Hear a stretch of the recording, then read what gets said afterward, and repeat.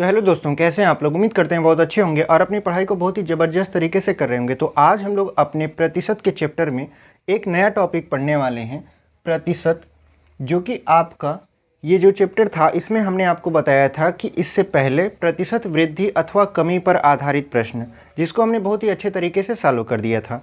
आज हम लोग एक नया टॉपिक पढ़ेंगे, परीक्षा में उत्तीर्ण एवं अनुत्तीर्ण पर आधारित प्रश्न। यानी आप देखते हो कभी कभी पेपर में पूछता है कि कुछ लड़के पास हो गए, कुछ फेल हो गए या दोनों विषयों में फेल हो गए, तो पूछा जाता है कि किसी एक विषय में पास होने वाले विद्यार्थियों की संख्या या दोनों विषयों में फेल होने वाले विद्यार्थियों की संख्या। तो ऐसे प्रश्नों को आज हम लोग डिस्कस करेंगे, ठीक है। तो जो हमारा पहला प्रश्न इसमें रहने वाला है, और केवल प्रश्न ही नहीं डिस्कस करेंगे बल्कि इस पर आधारित जितने भी फार्मूले बनते हैं सारे फार्मूलों को ही देखेंगे, और ये क्लास फार्मूला प्लस क्वेश्चन दोनों होने वाला है।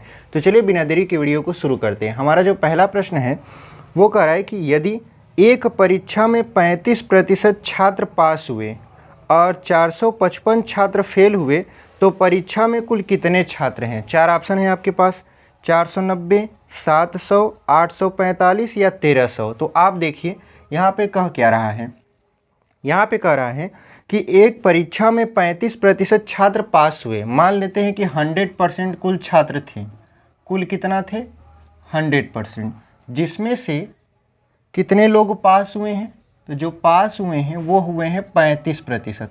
तो ये बताइए कुल 100% थे जिसमें से पास कितने हुए हैं 35, तो आप कहोगे फेल कितने होंगे, तब फेल होंगे आपके 65%।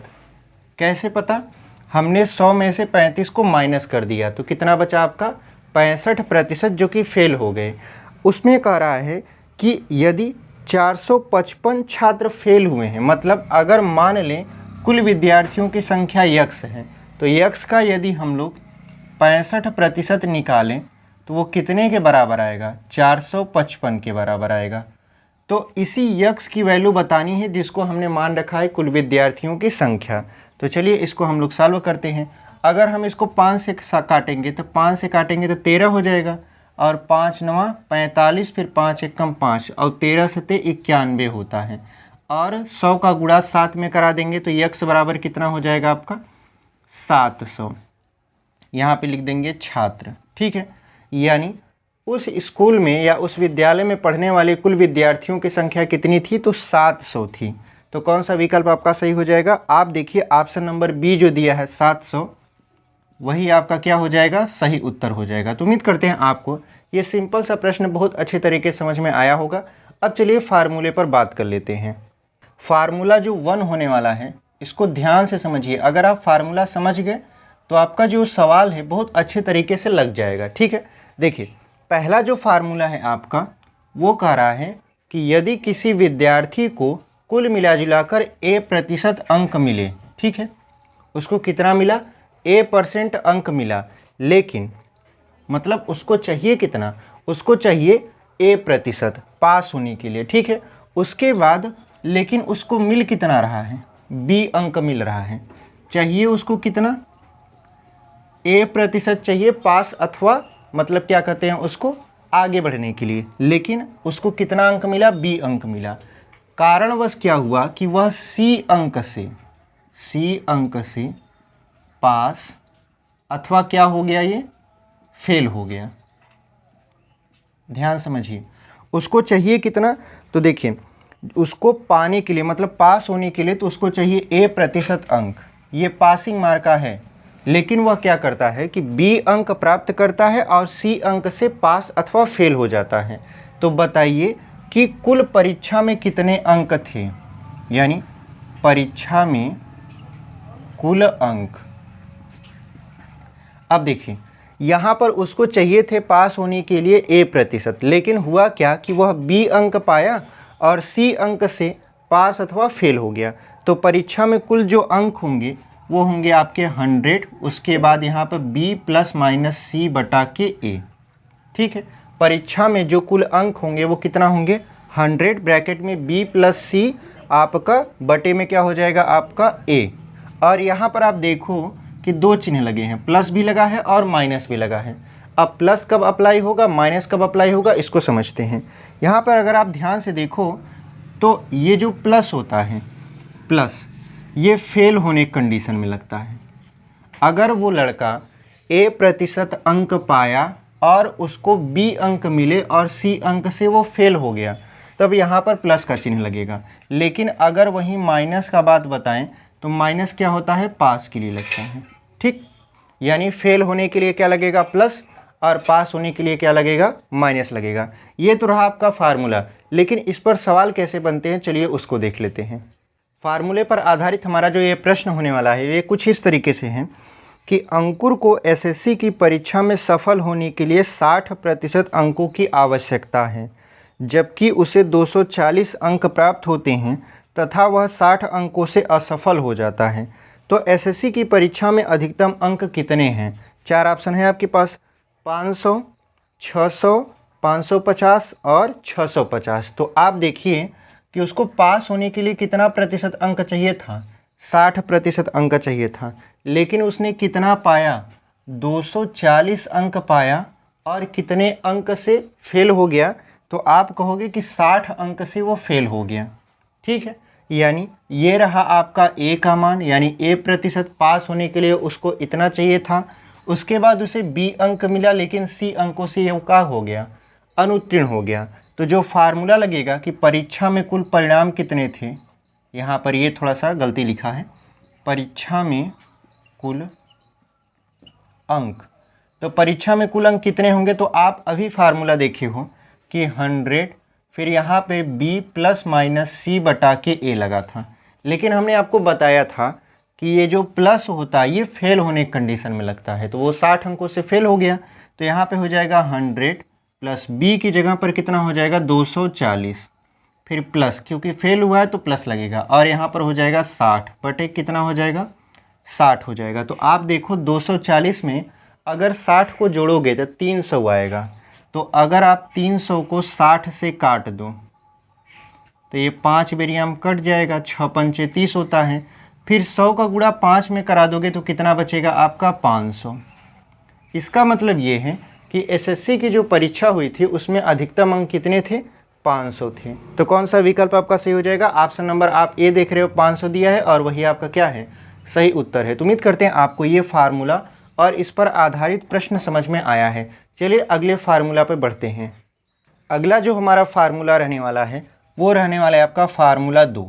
ठीक है, अगला जो फार्मूला रहने वाला है वो दूसरा फार्मूला रहने वाला है। पहला फार्मूला हमने पढ़ा, उस पर आधारित प्रश्न को देखा, फिर हम लोग दूसरा फार्मूला डिस्कस करने वाले हैं और इस पर आधारित प्रश्न को डिस्कस करेंगे। तो देखिए जो दूसरा वाला फार्मूला है ये भी पास अथवा फेल होने पर ही है, लेकिन इससे जो क्वेश्चन पूछे जाते हैं बहुत ज़्यादा पूछे जाते हैं, खास तौर से एसएससी जीडी में तो पूछा ही जाता है। तो यहाँ पे देखिए, यहाँ पर है 2 परीक्षा। ठीक है, 2 परीक्षा है। एक विद्यार्थी क्या करता है कि पहले पेपर में A% अंक प्राप्त करता है और वह यक्ष अंक से फेल हो जाता है। यक्ष अंक से क्या हो जाता है, वो फेल हो जाता है। लेकिन वही वो दूसरे पेपर में B% अंक प्राप्त करता है, लेकिन जितना पास होने के लिए अंक चाहिए उससे वह Y अंक ज़्यादा प्राप्त करता है। Y अंक क्या करता है, वो ज़्यादा प्राप्त करता है। तो पूछा जाता है कि परीक्षा का कुल परिणाम बताइए, मतलब कुल पूर्णांक बताइए कि कितने का पेपर बना था। ऐसे क्वेश्चन आपको बहुत ज़्यादा देखने को मिलेंगे। जब इस पर सवाल लगाएंगे तो आपको समझ में आ जाएगा कि हम किस क्वेश्चन की बात कर रहे हैं। तो यहाँ पर देखिए 2 पेपर थे। पहले पेपर में उसने क्या किया, A% अंक प्राप्त किया, लेकिन वह यक्ष अंक से फेल हो गया। लेकिन जो दूसरा पेपर था उसमें उसने B अंक प्राप्त किया, लेकिन जितना अंक चाहिए उसको पास होने के लिए उससे वह Y अंक ज़्यादा प्राप्त करता है। तो कुल पूर्णांक आपसे पूछेगा, परीक्षा में कुल पूर्णांक बताइए कितने का था। ठीक है, परीक्षा का यहाँ पर पूर्णांक बराबर कितना हो जाएगा, तो ये हो जाएगा आपका 100 और यहाँ पर हो जाएगा यक्स प्लस वाई और बटे हो जाएगा आपका B माइनस A। ठीक है, यही फार्मूला होता है। इस फार्मूले को अगर आप ध्यान समझ लिए तो आपका बहुत सारा टाइम बचने वाला है। तो ये जो फार्मूला रहने वाला है वो रहने वाला है 100 ब्रैकेट में यक्स प्लस वाई बटे B माइनस A। चलिए इस पर आधारित प्रश्न देखते हैं, तब आपको और अच्छे तरीके से समझ में आएगा कि हम किस प्रश्न की बात कर रहे हैं और किस टाइप के प्रश्न ऐसे में पूछे जाते हैं। चलिए देखते हैं अपना इस टाइप का प्रश्न। ये जो प्रश्न हमारा रहने वाला है ये इसी फार्मूले पर रहने वाला है जिसको अभी हमने डिस्कस किया। तो चलिए हम लोग प्रश्न को देखते हैं। आपको इधर प्रश्न दिख भी रहा होगा कि एक परीक्षा में किसी परीक्षार्थी ने 20% अंक प्राप्त किए तथा वह 5 अंकों से अनुत्तीर्ण हो जाता है तथा अन्य परीक्षा में 30% अंक प्राप्त किए तथा वह उत्तीर्ण होने के लिए न्यूनतम अंक से 20 अंक अधिक प्राप्त करता है, तो परीक्षा का कुल पूर्णांक कितना है। तो देखिए यहाँ पे 2 पेपर हुए हैं, पहले पेपर और दूसरे पेपर में हुआ क्या है पहले इसको समझिए। यहाँ पे कह रहा है कि जो पहला पेपर था उसमें उसने 20% अंक प्राप्त किए और वह कितने अंक से फेल हो गया, तो 5 अंक से। 5 अंक से क्या हो गया, वह फेल मार गया। ठीक है। जो दूसरा पेपर हुआ उसका, उसमें उसने 30% अंक प्राप्त किए, लेकिन जितना पास होने के लिए चाहिए उसको, उससे वो ज़्यादा मिल जाता है। उसको कितना मिल जाता है, 20 अंक ज़्यादा मिलता है।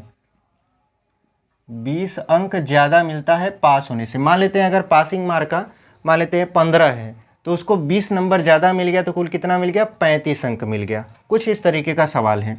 तो बताना है कि परीक्षा का कुल पूर्णांक कितना था। तो आपको अभी हम बताएं कि फार्मूला होता है 100 x + y बटा b - a।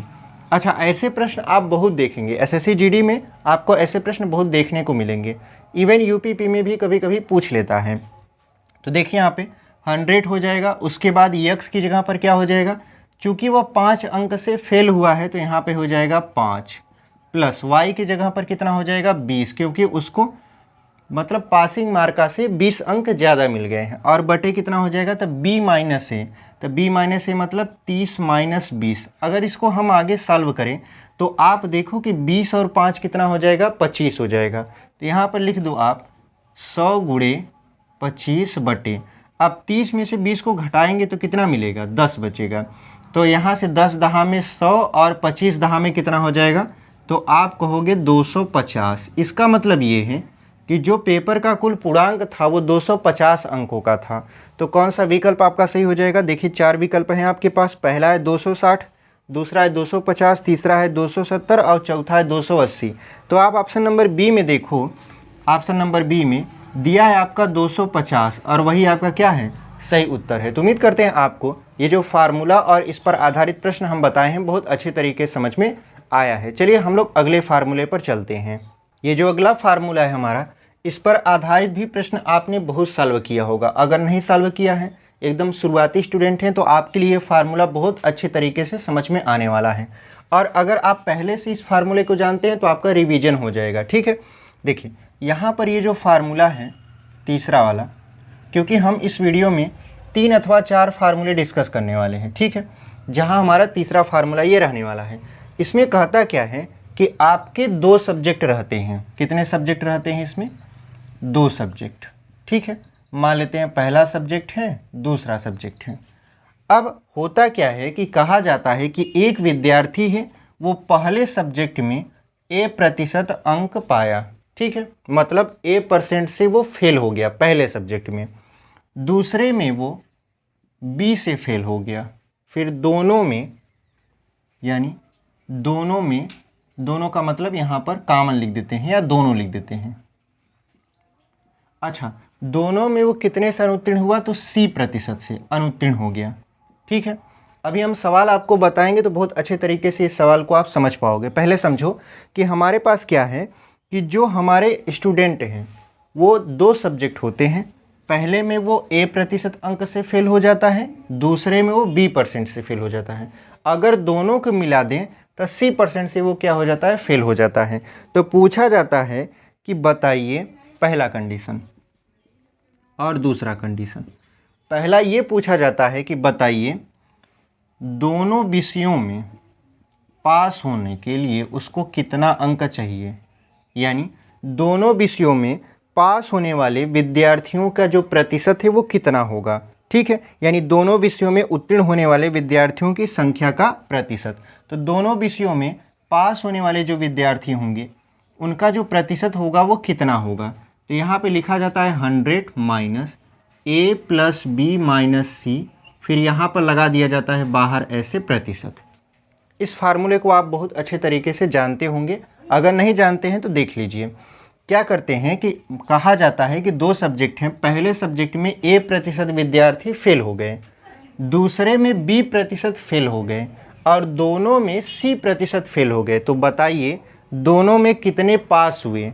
तो जो दोनों में पास होने वाले प्रतिशत की आपका बताना है, उसमें 100 माइनस A+B माइनस C, फिर प्रतिशत का चिन्ह लगा देंगे। अच्छा, अगर आपसे कोई पूछ ले कि दोनों में फेल होने वाले विद्यार्थियों की संख्या, यहाँ पर दोनों में, दोनों मतलब दोनों विषयों में फेल होने वाले विद्यार्थियों का जो प्रतिशत है वो कितना है, ठीक है। वो आपको बस ये जो 100 है उसको हटा देना पड़ेगा। 100 हटाएंगे तो क्या हो जाएगा, A+B माइनस C और यहाँ पर प्रतिशत लगा देंगे। ये आपका फार्मूला तैयार हो गया। यहाँ पर शुरू में हमने आपको बताया होगा कि A% विद्यार्थी की आवश्यकता होगी, नहीं। यहाँ पर पहले जो सब्जेक्ट में A% विद्यार्थी पास हुए, दूसरे में पास हुए B% और तीसरे में जो आपके, तीसरा का मतलब दोनों में पास अथवा फेल हुए वो C% हुए। तो बताना है अगर पहले में A% पास हो जाते हैं, दूसरे में B% पास हो जाते हैं और दोनों में C% पास हो जाते हैं, तो दोनों में फेल होने वाले के लिए ये फार्मूला। और उसके बाद अगर पहले में A% पास होते हैं, दूसरे में B% आपके पास होते हैं, नहीं, पहले में A% फेल होते हैं, दूसरे में B% फेल होते हैं और तीसरे में आपके, तीसरा का मतलब दोनों में C% पास आपका फेल होते हैं, तो दोनों विषयों में जो पास होने वाले विद्यार्थियों की संख्या वो है 100 माइनस A+B माइनस C। अब चलिए इस पर आधारित प्रश्न को हम लोग सॉल्व करेंगे, तब ज़्यादा अच्छे तरीके से समझ में आएगा कि यह फार्मूला क्यों हमारे लिए ज़रूरी है। फार्मूले पर आधारित हमारा पहला प्रश्न देख लेते हैं। ये जो पहला प्रश्न हमारा कर रहा है, किसी परीक्षा में 20% विद्यार्थी गणित में अनुत्तीर्ण होते हैं और 15% विद्यार्थी विज्ञान में अनुत्तीर्ण होते हैं। अनुत्तीर्ण का मतलब फेल होते हैं। उसके बाद 10% विद्यार्थी दोनों विषयों में क्या हो जाते हैं, फेल हो जाते हैं, मतलब अनुत्तीर्ण हो जाते हैं।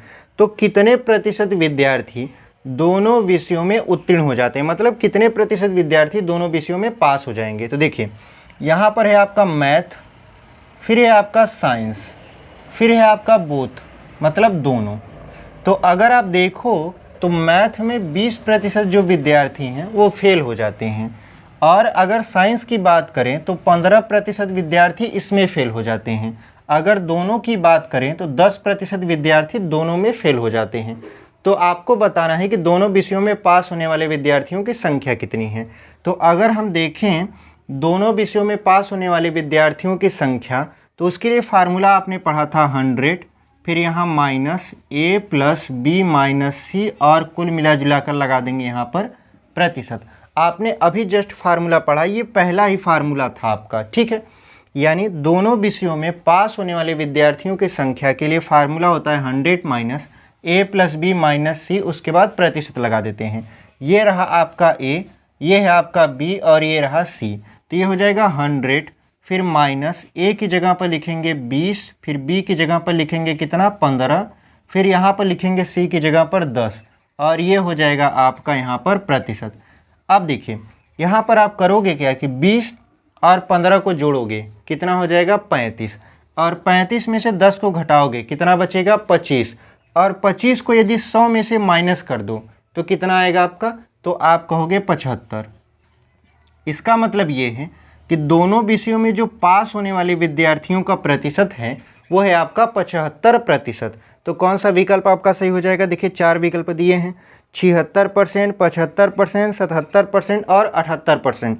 तो ऑप्शन नंबर आप बी में देखो कि 75% दिया है, और वही आपका क्या हो जाएगा, सही उत्तर हो जाएगा। तो उम्मीद करते हैं आपको इस फार्मूले को पर आधारित जो हम आपको पहला प्रश्न समझाए हैं बहुत अच्छे तरीके से आपको समझ में आया होगा। चलिए इसका एक दूसरा प्रश्न भी देख लेते हैं।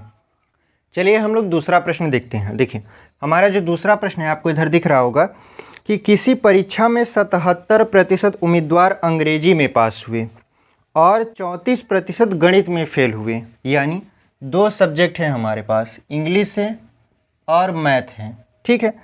अब यहाँ पर कह रहा है कि 77% लोग जो होते हैं वो अंग्रेजी में पास कर जाते हैं, उसके बाद गणित में 34% फेल हो जाते हैं। यानी 34% मैथ में फेल मार जाते हैं।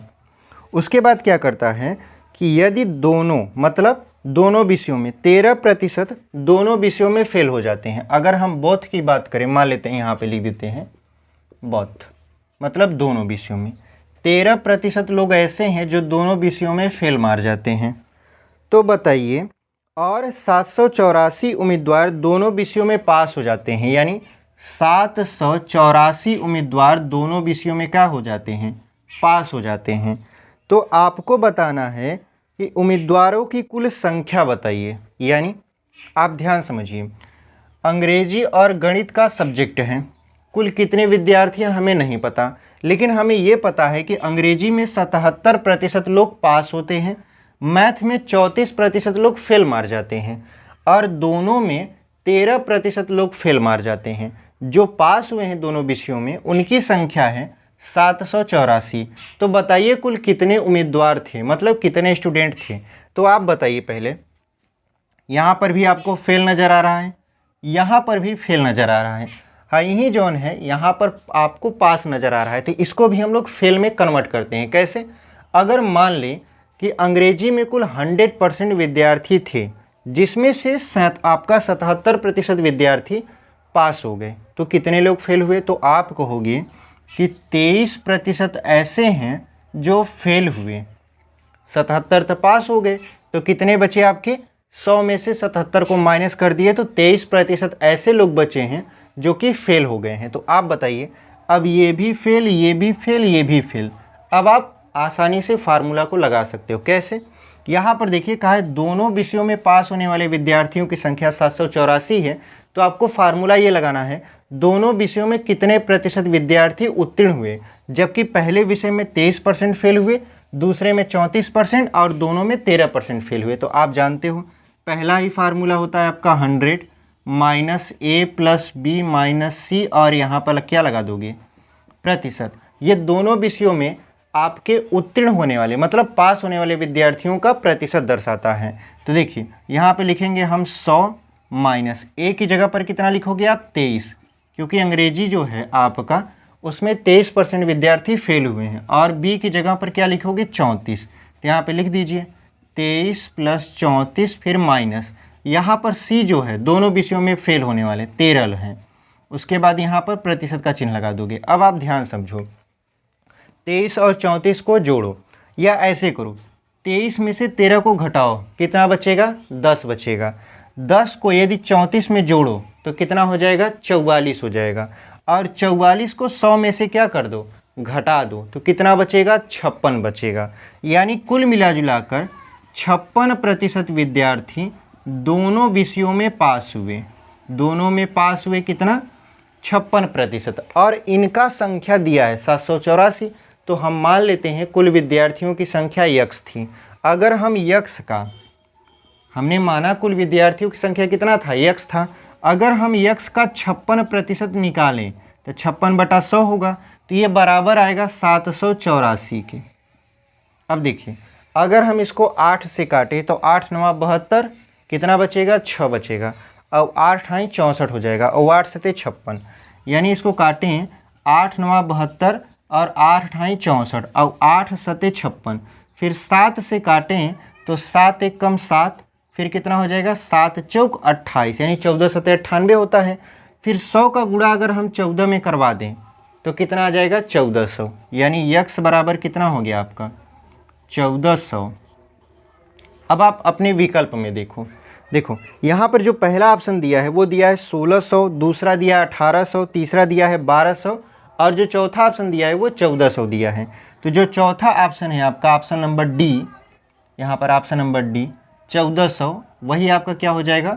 सही उत्तर हो जाएगा। यानी अगर हम कुल उम्मीदवारों की बात करें या कुल विद्यार्थियों की संख्या की बात करें तो कितना आएगा आपका? 1400 आएगा। तो उम्मीद करते हैं आपको ये सवाल बहुत अच्छे तरीके से समझ में आया है, और जो फार्मूला हमने इस वीडियो में आपको बताया है पूरा का पूरा 3 फार्मूला हमने बताया है, आपको पूरा फार्मूला बहुत अच्छे तरीके से समझ में आया है। और इस पर आधारित कल की वीडियो में हम लोग प्रश्न लेकर आने वाले हैं। जितने भी प्रश्न होंगे 20, 25, 50 सारे प्रश्न हम लोग क्या करेंगे? सॉल्व करेंगे। तो अगर आप अभी तक हमारे चैनल पर बने हैं और अभी तक चैनल को सब्सक्राइब नहीं किए हैं तो चैनल को सब्सक्राइब कर लीजिए, अभी तक वीडियो आपको पसंद आई है तो वीडियो को शेयर कर दीजिए अपने दोस्तों के साथ और वीडियो को लाइक भी कर दीजिए। तो मिलते हैं आपसे एक अगले वीडियो में इस फार्मूले पर आधारित सवालों के साथ। तब तक के लिए धन्यवाद।